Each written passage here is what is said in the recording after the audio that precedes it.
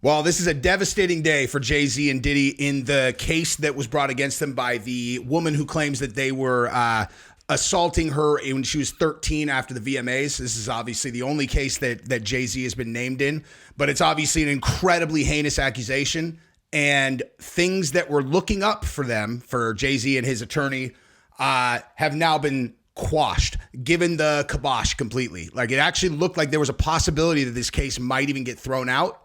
And not only did the judge not do that, the judge demolished Jay-Z and his attorney. And when I show you what she said, you're going to be like, oh my God, like this is no good for them, because this is the judge that's presiding over the case. And you're like, this is going to be who's making the decisions on what motions are allowed and your objections and any of those things that the judge can influence what evidence is allowed in and what's not. She does not like Jay-Z's attorney, and she might also not like Jay-Z. It's really hard to tell, but this went really bad for them, like really bad. And I'll explain to you everything that was going on when we cover that case in a second. I just want to take a moment to speak to you guys genuinely. I want to say thank you to everybody who subscribed to the channel in the last month. We had a big growth month, and I really appreciate you guys taking the time to click that button. And I wanted to show you guys a very easy way that you can make $50 playing a super fun game online. And again, hold me to this. Check this out real quick for 1 minute, and then we're going to get back to the video. And you could do this, make it $50 while you listen to my video. Now, if I told you that you could make $50 for free if you take 90 seconds of your time to do something, it's something that you would do, especially if the 90 seconds is going to be something fun, because that's exactly what PrizePicks and I are offering you right now. I want to be very clear. There is no gimmick here. There's no chance where this does not lead to $50 free for you. There's nothing you have to pick right. There's no game you have to win. If you play a $5 roster on PrizePicks, you will get $50 into your account, whether you win or lose the roster that you entered. How much you can win in addition to the automatic $50 depends on the size of the roster that you pick, but I'll let you play around with that a little bit. Now, you also could try to win real big and play more than $5, but you don't have to. Take a look over here. Look at what I stand to win if I hit this roster. Hold me accountable to this. I'm putting it on my channel. I'm putting my face on it. Hold me accountable, and also hold me accountable to this. This game is super fun. You're going to want to play. As you can see on the left side of the screen, all you do is go through the athletes that you want to pick in a specific sport. In this case, we're doing UFC because my girl Rose Namajunas is fighting on Saturday. In addition to MMA, they have college basketball, college football, NBA, NFL, any sport you could think of, you can play on PrizePicks. Now, in the roster you see over here, this is obviously a UFC roster. I'm playing a $5 game, which means if this was my first game, I would see a free $50 put into my account the second that the game starts. So come join me for PrizePicks. It's an amazing game. You'll be supporting my channel, and you'll be getting free money. Also, look at my roster, take a screenshot, and then you can see how I did. And also, I want to know who you guys are picking. Send me your rosters if you want. Link is in the description. Use promo code JesseOnFire for the $50 bonus. And that is what it is. Jay-Z's efforts to dismiss rape case from then 13-year-old accuser denied by judge. So, as context, okay, in case you guys are not completely up to date on this case, what happened was, the woman filed a lawsuit, claimed that she went to the VMA Awards when she was 13 years old, was picked up by a limo driver who worked for Diddy, who brought her to the after party. He said she's exactly what Diddy's looking for, where she was given a drink. She got woozy, was tired, got put into a bedroom, and then Diddy, Jay-Z, and a female celebrity, A-list celebrity, participated in raping her. She escaped. She ran across the street, called her father, and her father came and picked her up. That's her story. That's what's in the lawsuit.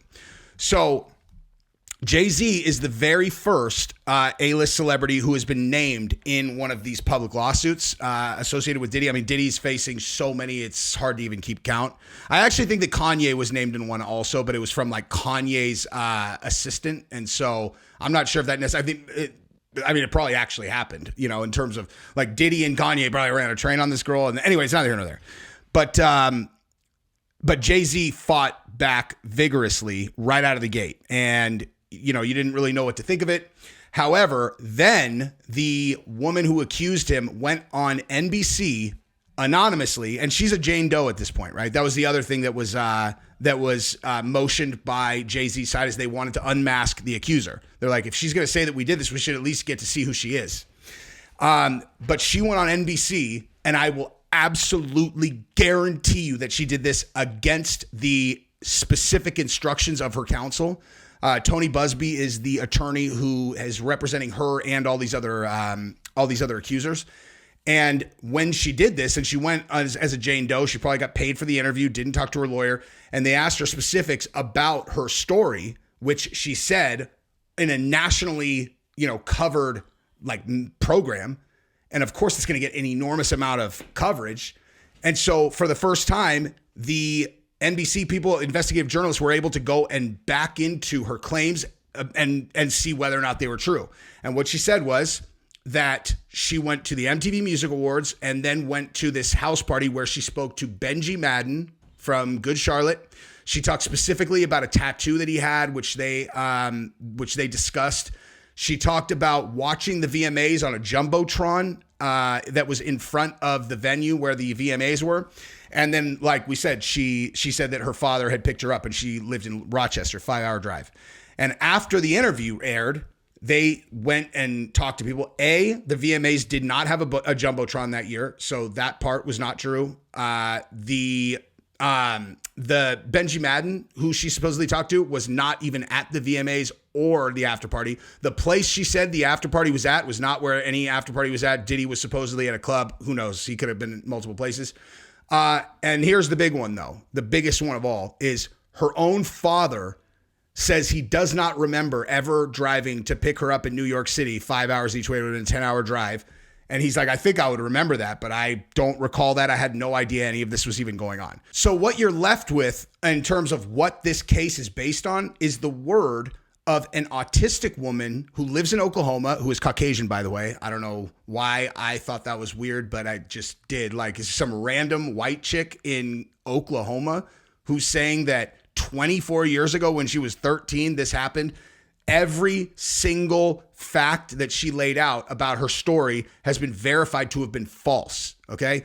Now, when she was confronted with the inconsistencies in her story, she acknowledged them and said she may have made mistakes, but what happened to her is real. Okay. So is it possible she got the dates wrong? Would that explain all of this? Yeah, most of it.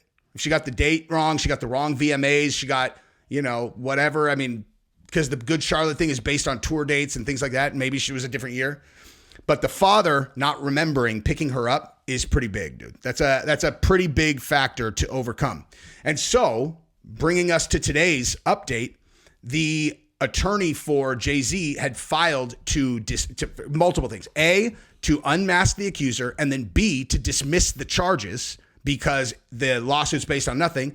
And then he filed to have Tony Buzbee, the attorney, sanctioned under what's called a Rule 11, which essentially, if I'm understanding correctly, which I'm pretty sure that I do, means that the attorney filed a frivolous lawsuit knowing that his client was lying or their client was lying.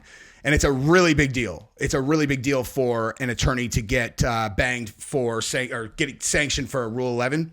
And so that's where we are going into this thing. Now, Buzbee issued a response to the accusation and the ask for Rule 11. And what he wrote back, to summarize, he said, Tony Buzbee does not condone this bullying and stands by the idea that these gaps and discrepancies do not invalidate his client's alleged experience. Of course, he also pointed to Jay-Z and Diddy's power as massive celebrities, pop culture icons, so on and so forth. I'll just tell you this, I won't read you the entire response from Buzbee, but I will say this. I read both the motion to sanction him, and then I also read Busbee's response, and the language and how they were written was very different. The Spiro one, which is Jay-Z's attorney, was very colorful. It was sounded like the way that I talk, hyperbole, lots of big kind of exaggerated terms. Busbee's was absolutely fact-based. It sounded like a corporate letter from an executive to an executive, just laying out facts. It was not, the energy was not elevated in either direction. It wasn't emotional. Buzbee came off much more professional in his response. So, which brings us to exactly what happened today, and that's what we're going to get to now. So the most important motion was to dismiss the case, and the judge denied that and said that the case moves forward. I am not. I would not have been surprised if they would have dismissed this case, but They didn't. And so listen to this. All right. So Jay-Z's efforts to dismiss a case accusing him of raping the then 13-year-old girl in 2000 been denied by the judge. And this judge hates these guys, man. She also granted the Jane Doe accuser the ability to proceed anonymously, despite efforts from the rap mogul's legal team to have her reveal her identity publicly.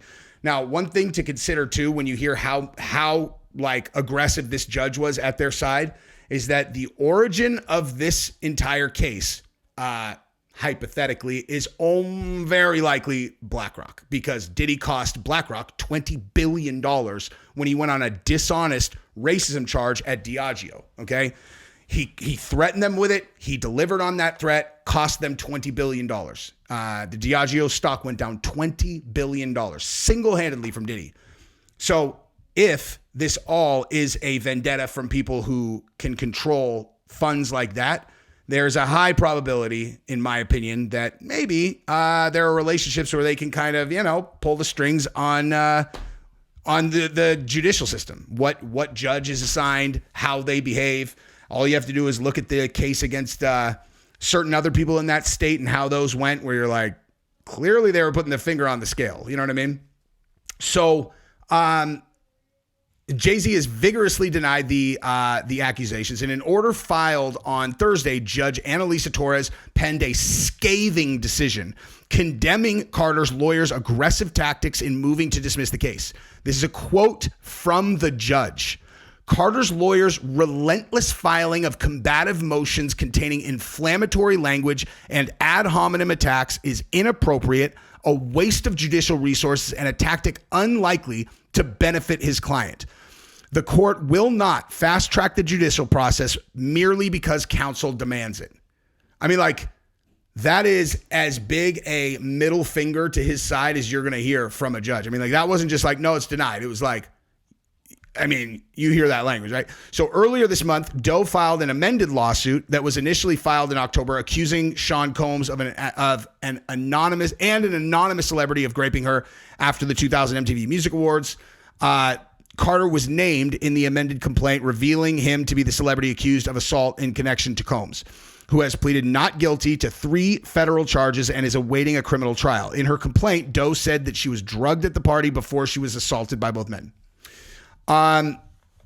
So this is, okay. So in her recent interview, there were noted inconsistencies. She stands by her allegation against Carter and Combs. Relying on those inconsistencies, Carter's lawyer took the unusual step of asking the judge for an expedited dismissal on the grounds that the case was frivolous and unfounded.